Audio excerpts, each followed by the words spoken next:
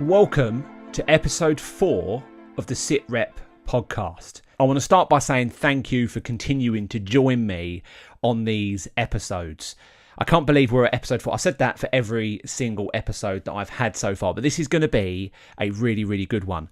Now, on the back of the last episode, I did say that the next one would be me sitting down with Scarlett to do a review of our adventure, our forced adventure, as she describes it, over the Yorkshire Three Peaks. Now, I don't know if any of you have teenage daughters, but getting them to sit still in a room with you to then do a podcast is very, very difficult. She has a better social calendar than I do, far better.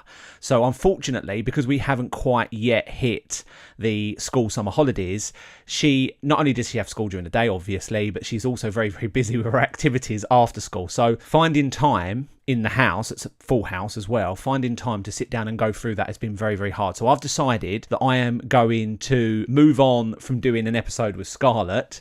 I'm still going to do it. We're going to wait until the summer holidays, I think, or at least a weekend that we're free and I haven't got an activity on, I haven't got a challenge or a race or a bike ride.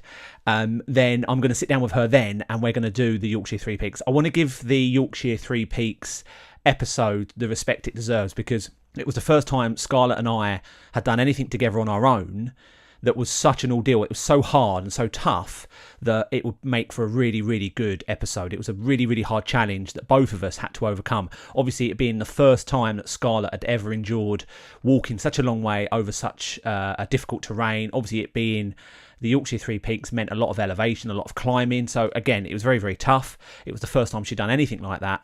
And obviously I was doing it with a 45-pound bergen on my back in training for the fan dance. So I want to make sure that that episode is given the respect it deserves. And I didn't just want to smash it out really quickly in between, finishing school and going off to whatever activity she had planned that evening. So in this episode, I've already mentioned the fan dance. In this episode is going to be my review, me talking about the fan dance. Now, at the point of making this episode, recording it now, I completed the fan dance 3 days ago. I'm still recovering from the fan dance, and I'm going to come into some detail because it actually broke me. It's done something which I never thought would be possible. It's actually made me decide to defer a race. And if you listen to the last episode, you'll know how much this is going to hurt me to say this out loud, especially in public on a podcast.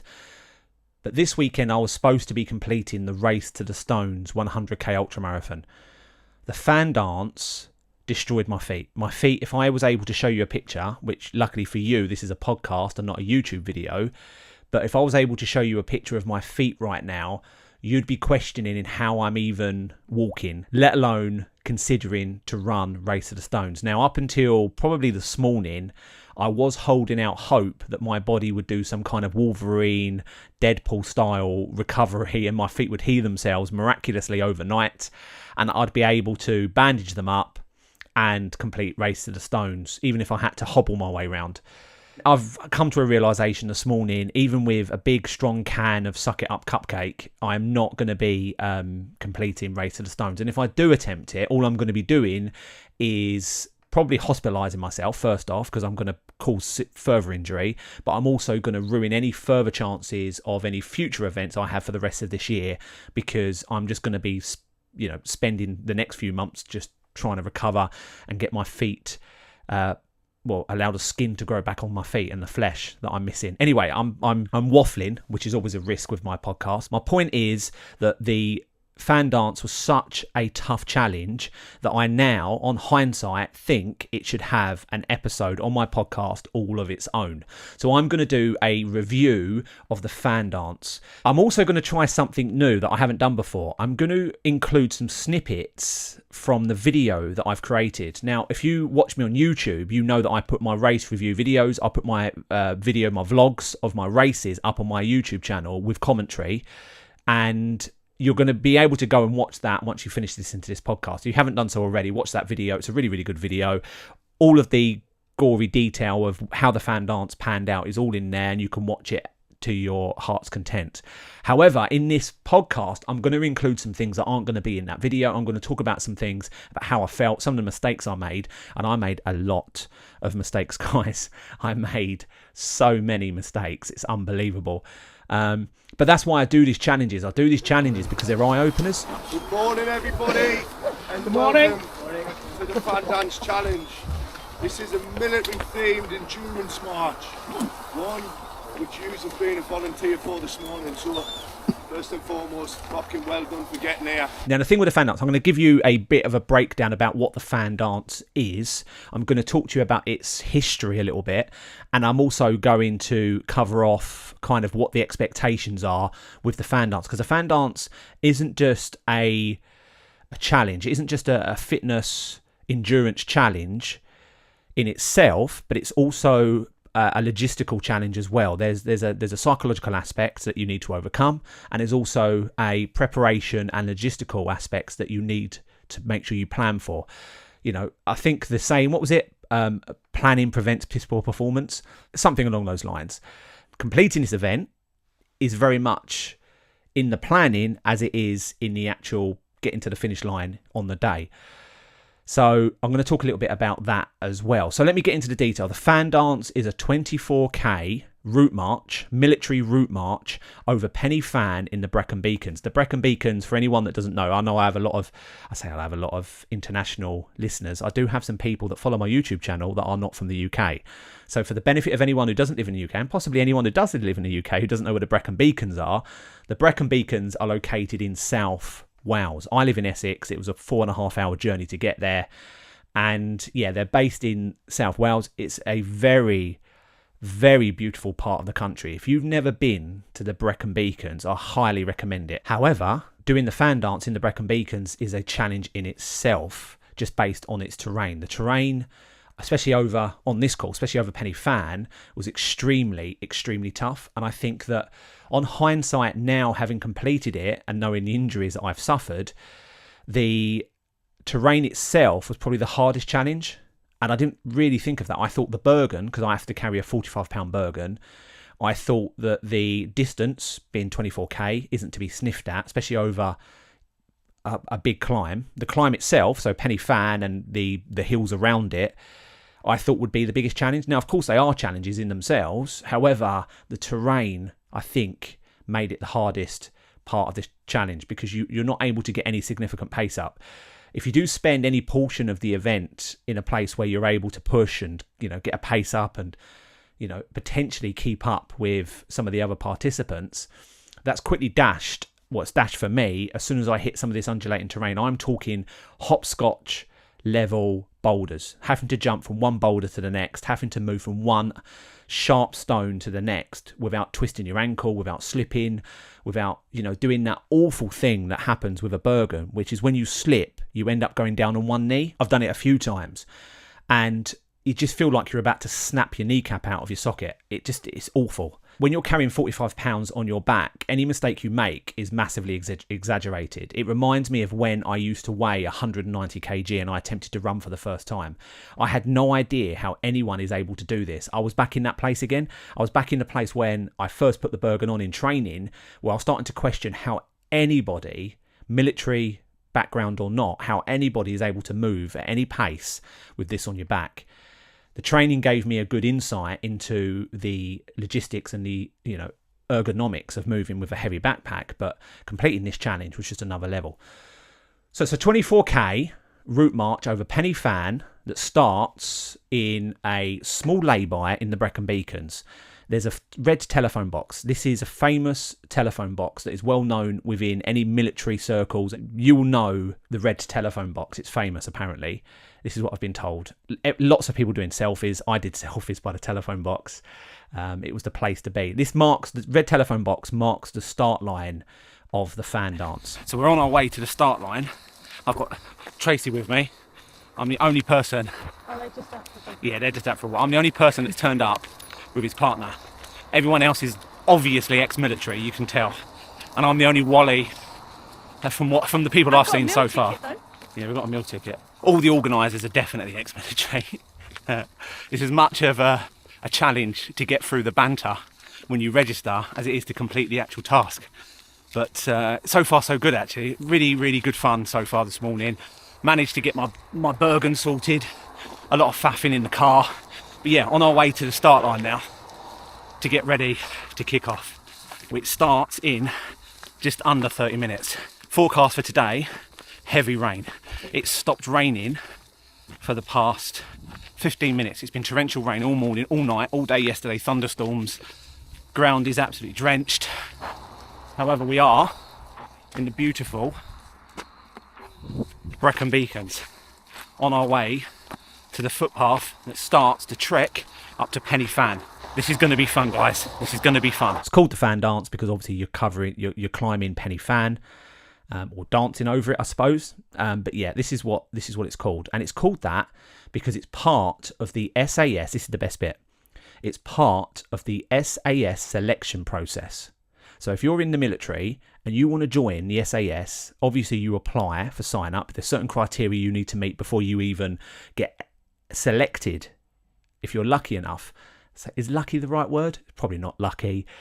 If you want to do it, I suppose it's lucky. But if you want to be selected, there's certain admin criteria you need to meet first. Fitness levels, ability, attitude, everything that goes with being accepted into the selection process. Once you're lucky enough to be selected into the selection process, you then have to complete a series of arduous, and I mean, I've read up on this, I mean arduous fitness routines, fitness challenges, I don't know what to call them. You have to go through this selection process. The last one, after a week, I think it's a week, or I think it's 10 days, the last test as part of the SAS selection process is the fan dance. Now, bearing in mind that the guys that do the fan dance as part of the SAS selection process, they've already endured over a week's worth of beasting, is the only way I can describe it. They then rock up to complete the fan dance and have to do it in under 4 hours and 10 minutes. That's the cutoff. If you don't make it all the way from the start line over Penny Fan, down the other side to the turnaround point, hit the fence at the turnaround point, and then back again to the start line, or in this case the finish line, back over Penny Fan, and the best bit, Jacob's Ladder, and I'm going to come on to Jacob's Ladder in a sec, I'm not going to go through it now. If you don't do that in under 4 hours and 10 minutes, you don't make it into the SAS. Now, the organisers of this event have done so as it's open to everybody. And I say it's fully inclusive, it's not fully inclusive. If you have no training, you have to have an element of fitness. You have to have a basic fitness level to even be able to start this event, let alone complete it. And I think that the DSs were very, very open, but I've got several emails that pretty much say this. If you are showing signs of not being able to complete this, obviously they go into a lot more detail than this of what the signs are, but if you are showing signs of not being able to complete this, they will pull you off. They will forcibly pull you off this course. They said that in so many words. They will not allow you to continue this event if you are showing signs of not being able to finish it. Obviously, safety is number one priority. When you're doing an event like this, carrying this much weight over this terrain, dangerous terrain, with this element of risk involved, because there's a lot of opportunity to make mistakes. If they think you're not able to either endure it, finish it safely, or even finish it at all, then they will pull you off. And they said that as in all the build-up, in all the prep, in all the emails leading into this, they made that very, very clear. When you sign up, you have to sign a waiver. And they said it on the day as part of the safety briefing at the beginning of the day. Obviously, this is an endurance race, and it's across undulating ground. So first and foremost, every single one of you look after each other when you're on the hill. If you see anyone who's injured, I know it's a race, Special Forces, and this is the first time march we do on that course, and it's cheeky. You'll feel it before you go over that summit up there. Your car will be blowing, and you'll be wondering why you signed up for it in the first place. I guarantee you, by the time you finish, go through that gate, round by the red box, and everyone smiles and cuddles. So I've covered off kind of what the fan dance is about. 24k route march over Penny Fan, over some of the toughest terrain I've ever done. I think Penny Fan is about just under 900 metres, which means that we need to do it twice. That doesn't include the hills either side of it. There is some inclines either side of Penny Fan, but Jacob's Ladder is probably the toughest part of this. Now, Jacob's Ladder is when you start the event, you kick off, you climb a small hill, you then descend down into a valley on the other side, and that's the start of Penny Fan. You then have to climb again, and it's quite tough psychologically to see that you've already ascended one hill, you're now descending down into a valley on the other side, and then you have to climb again to get up to the top of Penny Fan, and you can just see it going on forever. Okay, we've started. This starts a bit naughty. This is steep.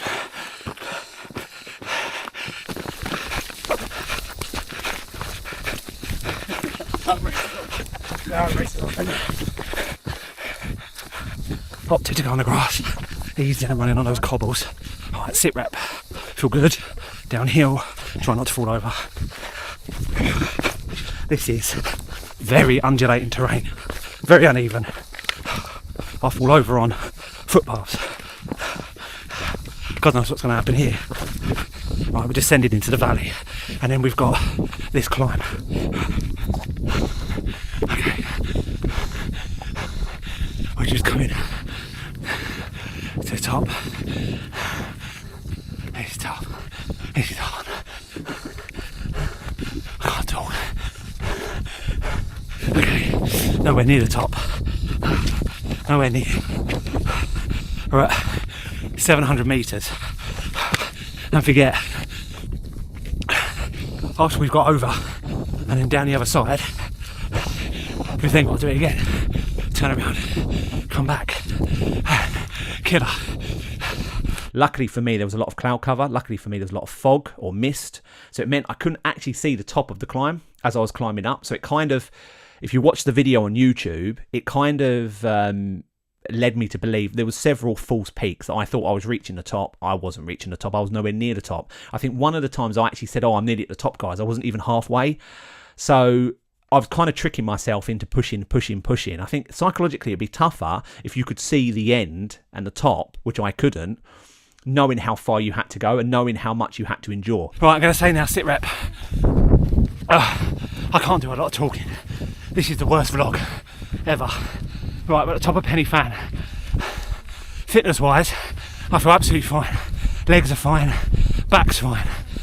This bag's amazing. Amazing. I'm pretty sure the bag does most of the work. I shouldn't say that because I want to look really hard and awesome. And then you descend down the other side. Now the other side is Jacob's Ladder. It's called Jacob's Ladder because the footpath has been made so as it's reducing some of the risk of falling. It's so steep. Like it's so someone has laid, obviously the heritage, the area is an area of outstanding natural beauty, and what they've done is they've put, I call it a path. I mean, it is just a trip hazard. It is like a ladder. That's how they've laid this path, and it is like a ladder. It's just trip hazard central. If you go down this steep section at any kind of pace, me especially, I'll talk for myself. If you go down this section at any kind of pace, you are going head over heels. I am head over heels down this ladder, down this path, and I'm not stopping until I reach the bottom, especially carrying 45 pounds on my back. So I took this section probably more hesitantly than some of the other candidates. Some of the candidates just absolutely flew down. I mean, they were just out of control, flying down. I did see one guy when he was descending with me that we were all doing it together. I was at this point, I was actually amongst it. I was still amongst it. I was still, a challenger. I say that to myself to make myself feel better, but I was still amongst it. And there was a guy that, sharper than me, he's probably done it before. He went down on the grass, and I thought that was a brilliant idea. So I moved off of the path, and I just went on the grass. Obviously, the grass is as steep as the path. There's nothing to grip on the grass, so you are risking slipping. However, it removed the trip hazard, and it meant I could go at a slightly faster pace. I mean, I wasn't in full gallop, and I didn't want to lose control by doing that thing where you start running down a hill and you can't stop. I didn't want to do that, especially with that backpack on. You've done this before, haven't you? I was going to say, because you know the better way to go. Those cobbles were doing me in. Oh no! It's you! Oh. I've watched you pack your bag, that's how I'm going. You know how unprepared I am then. Let me give you a fist bump. Yeah, definitely. Nice to meet you. Good man. I thought you was doing yesterday. No, I was working yesterday. So then Jacob's Ladder, once you've completed it, you carry on. You've got several more K to go to the turnaround point away from Jacob's Ladder. Jacob's Ladder is probably within the first 30% of the course. So you get down the other side, really, really steep. You get to the bottom, you're relieved, and it kind of flattens out. There's a bit of an undulating section where it's up and down, but it kind of flattens out. But the terrain is just abysmal. You're just running on what I can only describe as Imagine a cobbled road, an old Victorian cobbled road, where the ground had been pushed up and all the cobbles have become, disjointed, and they're all facing different angles. Some of them are sticking straight up, some of them are in the ground, some of them are non-existent, some of it's just mud, some of it has been replaced with boulders. It's the only way I can describe it. Picture that in your head, crazy paving times 10. So everything is just literally trying to trip you up. It's like someone's made it as an obstacle course in an attempt, and the only thing that you've got to do is get to the end without falling over. That's what it's like. It is like something out of SAS version of Wipeout.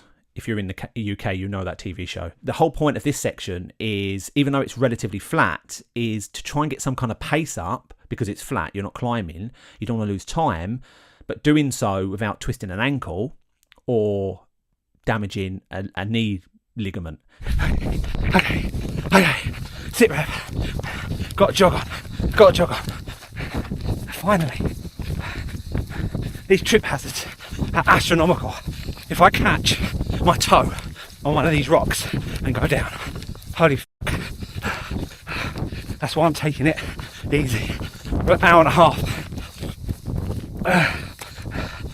half we've just ticked over. So yeah, there were many sections where I was trying to get up on the verge, but it was like this. It'd been cut into the ground. Both sides had banks on either side, so there wasn't any running on the grass here. I tried getting up on the verge a few times to get through this section. And then you reach the halfway point, and the halfway point is basically a group of the DS, military directing staff. Excuse my language, it is just a case of, right, you've reached here, now fuck off, get back to the beginning. That was the attitude. 2, 3, 3. Now point to touch the gate, then you're clear. Hold on, mate. Good effort, buddy. Okay, halfway. Got to do it again. Starting to rain at the halfway point. Exactly what I need. But yeah, halfway done. Okay, right. Now we've got head back, and over Penny Fan. How can I put it? They described it as military language. Black humour, I think they described it in one of the emails. It was brilliant. You literally got these guys who have lived it, got the t-shirt, been there, done the dance, literally done the fan dance, and they're saying to you, look guys, at the end of the day, unless you put effort into this, you're not going to finish it by the cut-off, and there is a strict cut-off. If you make it to the halfway point and you looked, they didn't use this word, but you look bad, they use another word beginning with F and ending ucked. If you look bad, we're going to pull you. You all right, mate? Not really. No. Unlike ultra events and marathons, when you do those events, everyone's so positive. Everyone's like, no, I'm you gotta love the military, haven't you? But they also said, which I thought was quite good, if you also turn up there and you look fresh-faced, as if you've just been out for a nice Sunday stroll, we're also pulling you because you're taking the piss. That's literally what they said in the safety briefing. And I thought that was refreshing. I mean, I wasn't taking the PISS. I was ucked when I got to the halfway point. And I turned around and I went back. But, and this is a big but, and I will say this, my feet were ruined. I made the mistake of buying a new pair of boots not too long before I started this event. I say not too long. I mean, I bought the boots 6 months before. Okay, guys, I'm going to say it now. These boots are ripping my feet apart. I feel absolutely fine, other than my feet are in shreds. I did a couple of training runs with the boots, hoped that was enough to break them in. It wasn't. It wasn't anywhere near enough. And at the halfway point, I knew that's what I'd done. I ruined my feet. Now, on hindsight, what I should have done, I should have stopped at the halfway point. But I didn't want to stop in front of all these ex-SAS, ex-military folk. I didn't want to stop in front of the other participants, if I'm completely honest. I had in my head, I did that thing which I do a lot. I do a lot in my events. I do a lot in ultramarathons, especially. I have a big dose of suck it up cupcake, and I just keep going. And I push the pain to the back of my mind. And that's what I did. I pushed forward, and I shouldn't have done. On hindsight, I should have stopped. I should have treated the blisters, because I never treated them, the blisters turned into wounds. They weren't blisters anymore. When I took my boots off at the end, they were no longer blisters, they were wounds. I've taken a big chunk of my heel on both of my feet away and just left flesh. If I showed you my feet now, and I've mentioned this already, luckily you're listening to a podcast and you're not watching it on a video. If I showed you my feet now, you would seriously question the damage I've done. And it's meant that I'm now not able to do Race to the Stones this weekend, which I am really, really annoyed about. However, this is a learning curve, and it's something which, if I did this again, which I am going to do again, by the way, I'm going to say that now, I am going to do the fan dance again. It was such a good event. I don't regret it at all. I do regret some of my decisions, but I don't regret entering into the fan dance. Now, if I do this again, I will buy myself a better pair of boots. The boots I wore just were not, they were too industrial. I needed to have something that had a lot more flex in it. I needed to have something that had a lot more give, because I was trying to move at pace. I'm trying to move uphill at pace. I'm climbing on steep ascents, and as you know, when you're climbing on steep ascents, your feet go into that awkward angle where you've got your toes pointing at your knees. Your knees are over your feet, so your heels are stretched out and the boots are stretched out. And where they didn't give enough, my heels were constantly rubbing on the back of my boots, on the seam of the boots, and they just bore a hole into my flesh. It's the only way I can describe it. And because of that, it meant that I then had to change how I was walking. So towards the end of this event especially, I then had to kind of walk with a bit of a waddle with my feet sideways to try and stop the elongation of my heel, the stretching of my Achilles, the stretching of my heel on my foot, to stop the rubbing. That's what I was doing. It changed how I moved my feet. It changed my effort levels. So it meant I was putting effort into my walking and my movement more than I was into the endurance and moving at pace. So it really affected my speed, really affected my speed. It's a tough one to say because I'm going to get a lot of stick from people. A lot of people give advice about completing events like this, especially military events. This is a military event. This isn't a standard race. This isn't a standard ultra marathon. The challenges I faced in this event was significantly different to the challenges I face when I sign up to an ultra event. I think this is one of the hardest things I've ever done because of that. Because of the logistics involved and because of the mistakes I made going into this event, it then had a knock-on effect on me completing it in a time that I was happy with. Now, as I've mentioned already, the cut-off for me completing this event was 4 hours and 10 minutes. If I never completed it in under 4 hours and 10 minutes as part of the SAS selection, I wouldn't have been in the SAS. Now, I'm not doing this as part of the SAS selection. I'm not someone who is anywhere near the caliber of someone who is able to compete for the SAS selection. I wouldn't even dream to compare myself to someone who's been through that level of training, that level of torment, that beasting, to be in a place where I'm able to compete to enter the SAS. I'm not there at all. This was a challenge for me to learn, A, how to prep, how to prepare, how to be ready for this challenge. That was the first thing. And then B, do I have it in me to finish it? That was my only thing. I just wanted to finish it. Of course, I had in my head 4 hours and 10 minutes. How far off would I be? Now, I will say, when I reached the halfway point, I actually reached it in just over 2 hours.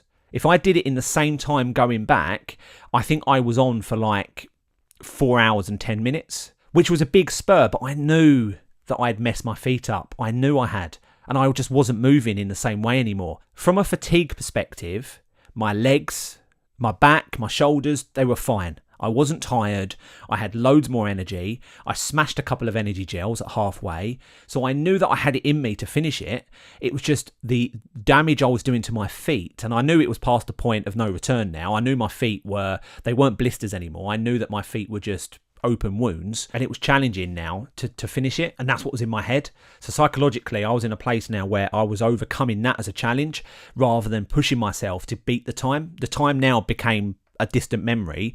I just wanted to finish this event with as least amount of damage to my feet as possible. I also had Race to the Stones in the back of my head, and I was thinking to myself, do I power through and risk losing Race to the Stones, which is ultimately what's happened, or do I stop, treat the wounds, and potentially lose any hope I've got of, giving up on the time finish, the challenge of finishing within the 4 hours and 10 minutes deadline, which at this point I hadn't lost, by the way.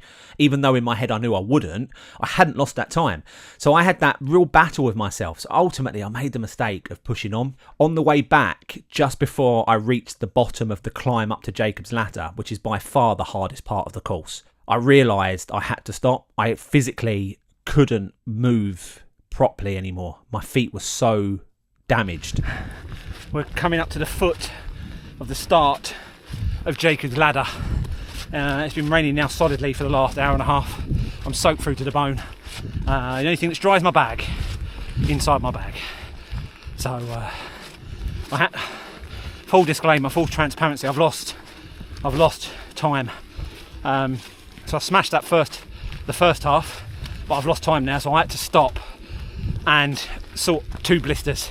My feet are just drenched, soaked through, and rather than I did power through. I should have fixed them in the first half, but I powered through, and then blisters have got pretty bad, so I had to stop and treat them. I had to do something, otherwise I would have amputated my foot. I'd have been walking on stubs by the end of it. The SAS, I'm going to say now,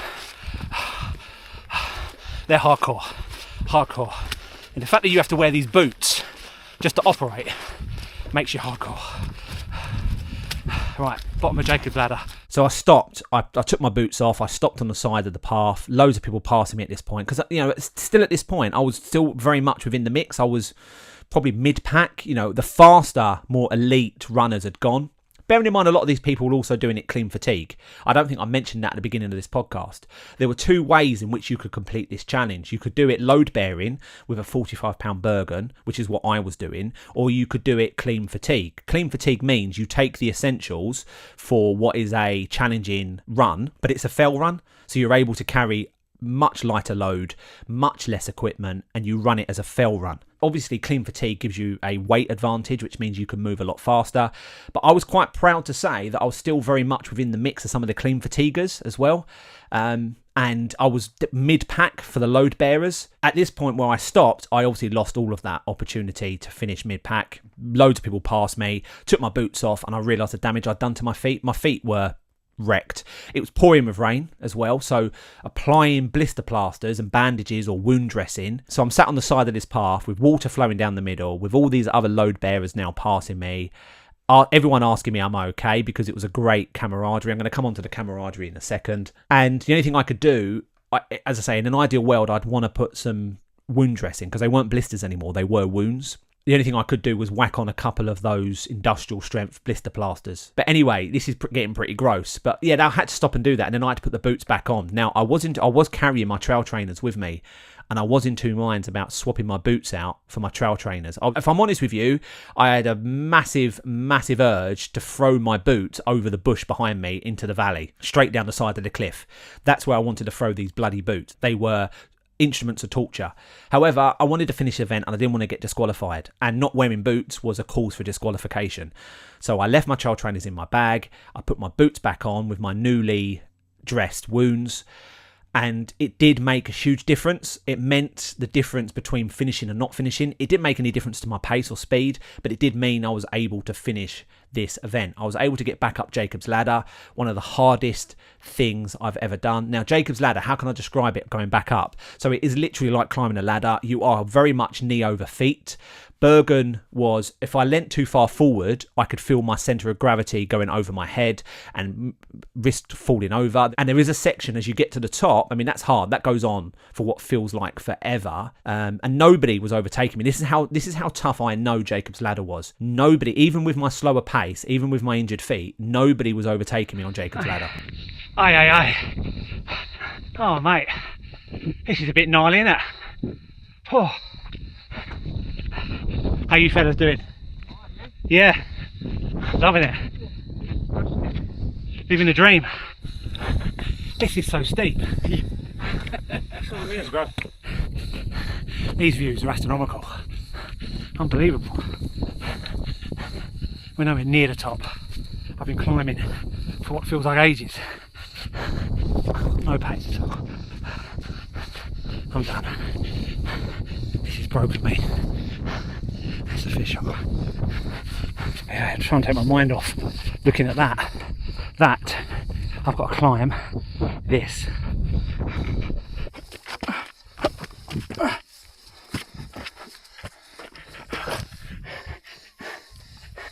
You alright, guys?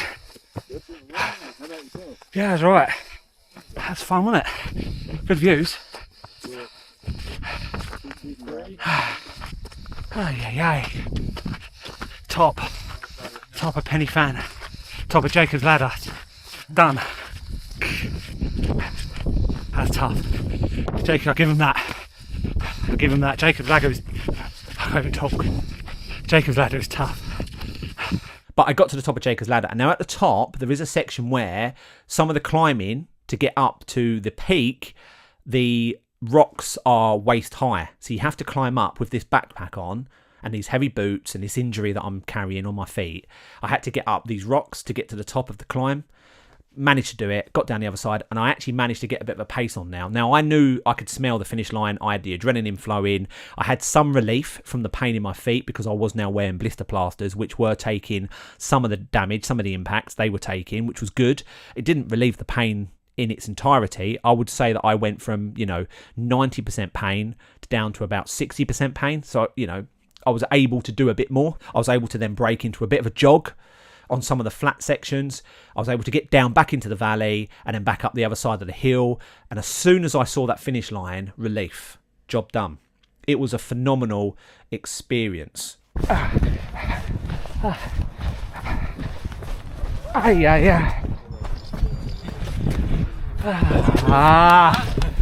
your number, mate? Thank you. 223. 223, yeah. Ryan? Yes. I think it is. Is it good? Yeah. That was no nonsense, that route, isn't it? Before I move on to what time I finished it in, I will say very, very quickly that I really wouldn't recommend this event to anybody that's looking to try something new. This isn't an easy event at all. It's probably one of the hardest things I've ever done. If you're looking to try a hard challenge, go for some of the more mainstream events. I'm not recommending anybody do anything that's out of their comfort zone because, don't listen to anybody on the internet is my advice.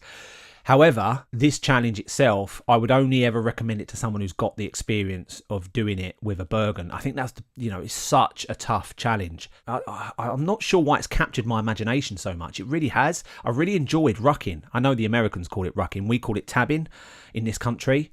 The Army called it tabbing. I think the Marines, what do they call it? They call it yomping. What I like about running with a heavy backpack or shuffling with a heavy backpack, what I enjoy is the fact that I don't have to run so far, but I burn more calories. You burn more calories because you're heavier than you would do. If I ran 5k, 10k, I burn more calories carrying a heavy backpack than I would do if I just ran it clean. That's what I enjoy about it. It means that I'm able to get in a HIIT fitness run over a less distance, over less time than I would do if I, to burn the same calories, I've got to run 3 or 4 times that distance. I bet there's loads of military folk out there that would disagree with that, who have, damaged knees, damaged backs.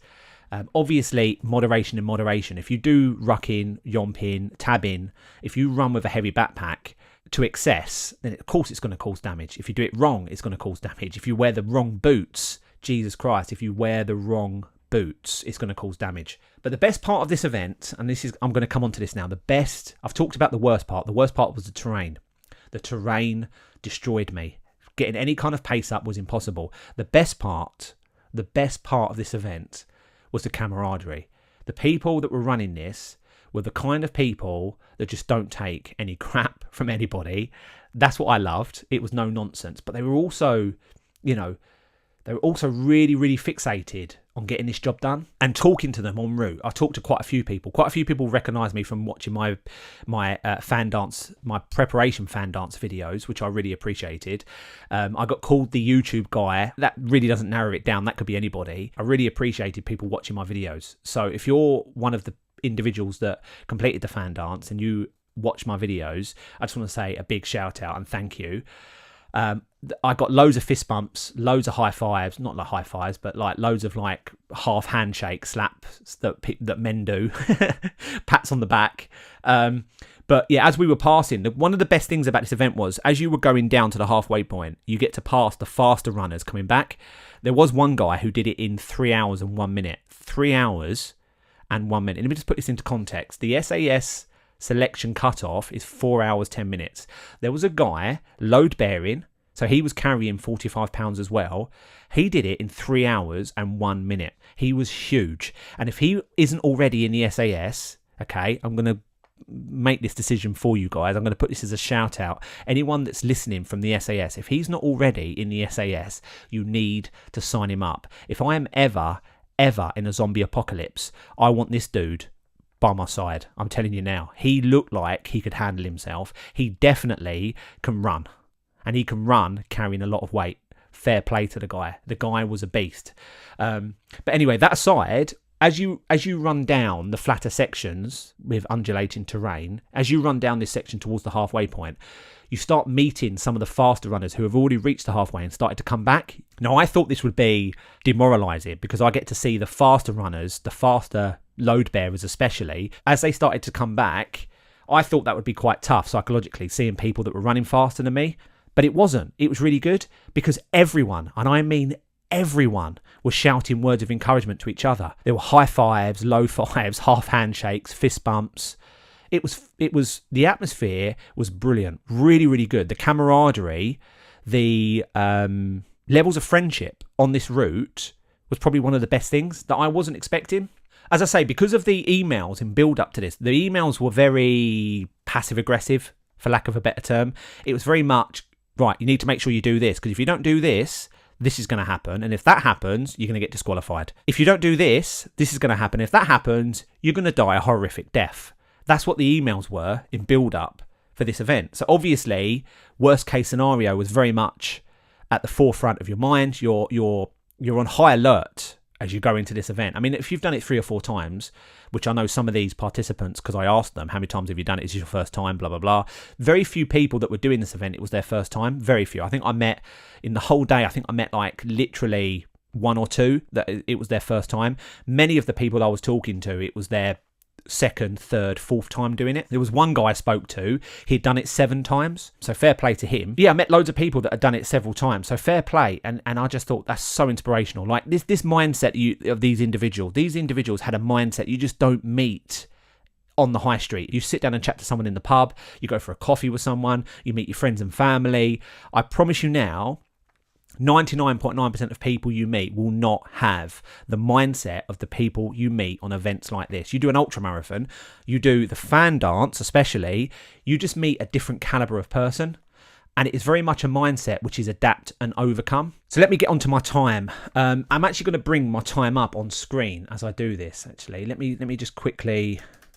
So my results. Now, bearing in mind that there was a clean fatigue version and a load bearing version, so everyone's filtered into their categories, and then we're broken down into men and women. Women didn't have to carry as much as men, and there is an FAQ section on the website about why that is. I'm not going to go into that detail now because that wasn't my decision.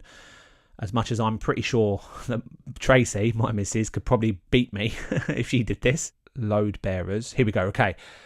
I did it. Now, bearing in mind the cut-off for SAS selection was 4 hours and 10 minutes. That was the time I was aiming for. In reality, first time doing it, with the training I've had, with my experience, it was a push to come anywhere near that. I finished it in 5 hours and 21 minutes. 5 hours and 21 minutes. Now, I'm going to say, before anyone else comments, good time. Or actually, probably, knowing the type of mindset of the individuals that I was coming across on this event, I'm more likely to get a comment along the lines of that time's crap. You wouldn't, they'd laugh you out of the SAS 100%. And so they should. 5 hours and 21 minutes. I was very disappointed by. I got asked by several people when I finished that, there was a lot of people milling around. Are you happy with that? No, I'm not happy with, was my response. I'm not happy with that time. I'll tell you why I'm not happy. I'm not happy for 2 reasons. Firstly, if I did it again, I'm pretty sure I could beat that time. Now, there was loads of things I did that I should have. I didn't push on sections that I should be pushing on. There were flat sections where I was recovering from the climbs because I pushed the climbs too hard. Now, obviously, you need to get up the climbs as fast as you can, but they're not sections where you can run. So I should have been pacing myself up the climbs better so that I didn't need to recover as much on the flatter sections, which then meant I could then push and run the flat sections. I took my time over the undulating sections to make sure I didn't trip and fall. Now, obviously, that's a result because if I did trip and fall, I wouldn't have been finishing full stop, let alone finishing in 5 hours and 21 minutes. But I think on hindsight, I probably, now knowing the terrain, I probably could have pushed that. However, the biggest thing that impacted it was the injuries I did to my feet. And when I reached halfway in just over 2 hours. To then finish in 5 hours and 21 was really annoying because it meant going back, I lost loads and loads of time. So on hindsight, if I did it again, well, I say tomorrow, I'm not doing it tomorrow because my feet wouldn't be healed and I'm not able to do Race to the Stones this weekend because of it. But if I did it again in 2 months, if I did it again next year, I would make sure that I would buy a pair of boots that had far more flex, far more give, and then most importantly, I would 100% break them in, which means doing things in them to the point where the boots reach the point where they're towards the end of their life rather than the beginning. So as you know, if you wear any kind of footwear, when footwear, shoes, trainers, boots especially boots, when they reach the end of their life, that's where they're the most comfortable. That's where they have the most flex, and that's where they're probably the best for this event. Yeah, so 5 hours 21. Now, where does that put me? There were people, so let me just count. So there were, in my section, I'm just going to quickly count this live while I'm on. I'm not going to stop recording. So 1, 2, 3, 32, 33, 34, 35. There were 35 people slower than me on this event. Out of 35 slower than me out of 140. So there was about 140 people that started it roughly. There might be, give or take, a few either side of that. I just did a quick check on the Excel spreadsheet of how many people have actually been listed. Bearing in mind that also includes clean fatigue. So there's quite a few clean fatigue. Load bearing, let me just quickly see how many, if I can work out load bearing. Yeah, so there's about 70 load bearing. Reality is, first time I've done this, I'm trying to rationalise it. The result isn't what I wanted. I wanted to get sub 5 hours. If I came in 4.5 hours, 4 hours 40, 4 hours 50, I'd have been happy with that. I didn't come in. I could have done if I hadn't had to stop to change, to dress my wounds. If I hadn't had to, slow on certain sections. If I was faster on the second half, then I definitely would have come in under 5 hours. I definitely had a sub 5 hour in me, and I'm going to return next year or the year after, depending when. I will say really, really quickly, on my way back, there was a guy struggling, and this is an event. There was a guy struggling big time. I stopped to help him. I offered to carry his bag for him, but he wasn't having it.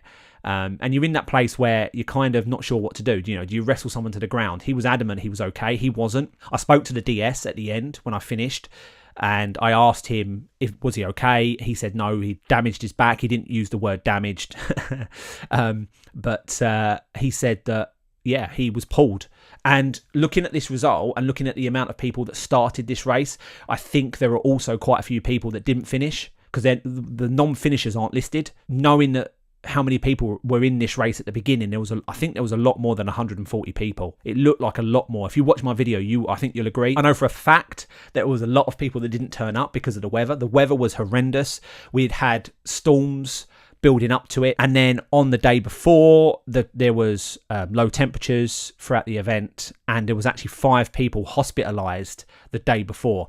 And the only reason we know that is because Tracy was talking to one of the DSs on the finish line waiting for me, and she asked him, Tracy being Tracy, she's quite forthcoming, she wouldn't have been intimidated by any of the black humour or any of the military terms, so she asked him, how was it? How's the event going?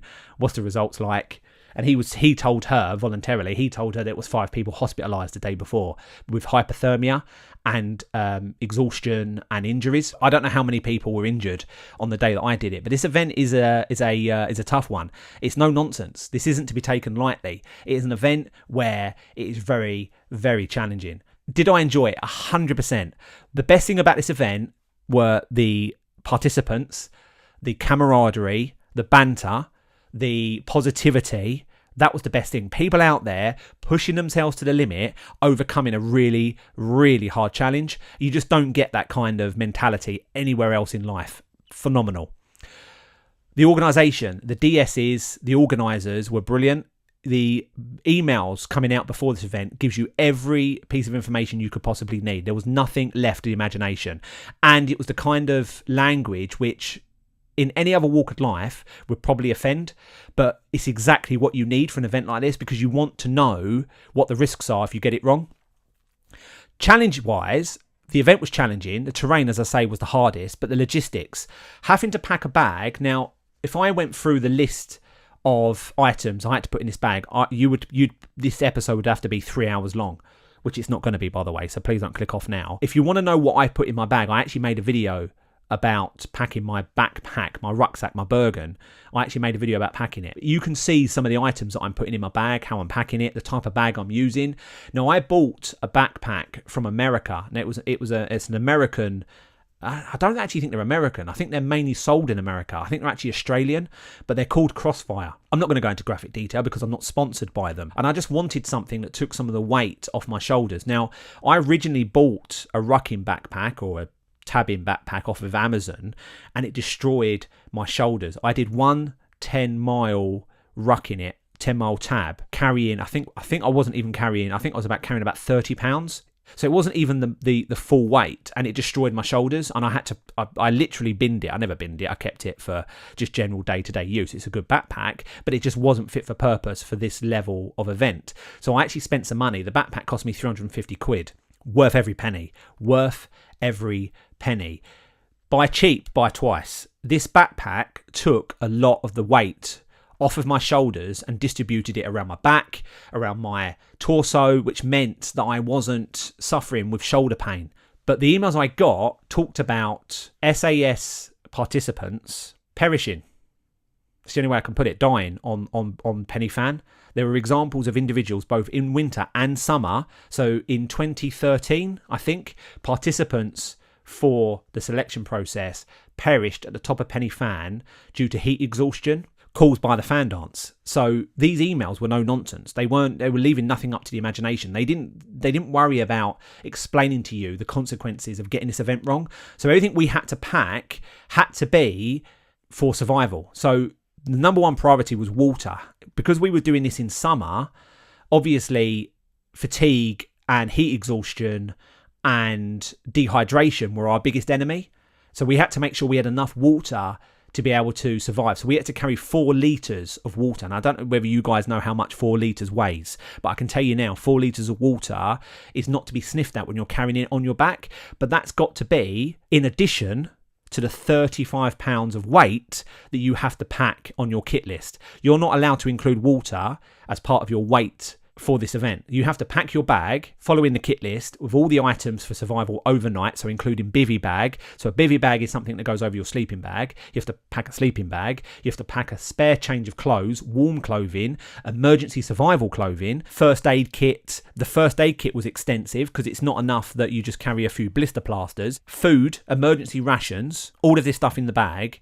And then on top of that, the food and water you need for the event. So 4 litres of water and enough food for you to be able to re-energise halfway. That was the hardest thing. Logistically, getting all that right. Now, I got everything right. The backpack, the hydration, the water, the weight level, I was spot on. I was able to do a test weigh before I started the event as well, which ultimately meant I had to remove some weight because I was carrying too much food. We all made sure we was at the minimum requirements and not a pound more. However, I got my boots wrong.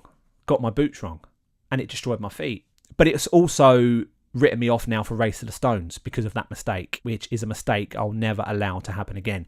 And I think I've laboured that point on this podcast. Anyone listening to this, I'm pretty sure I've got the point across that I would not be making that mistake again with the boots. I'm reliving it now, as you can probably tell by my tone of voice, and a lot of sighing. But yeah, really frustrating. Really good event. I loved every second of it. I will 100% do it again. And next time, I'll be smashing that sub 5 hour time, and I'll be wanting to get a lot closer to the 4 hour and 10 minute cutoff.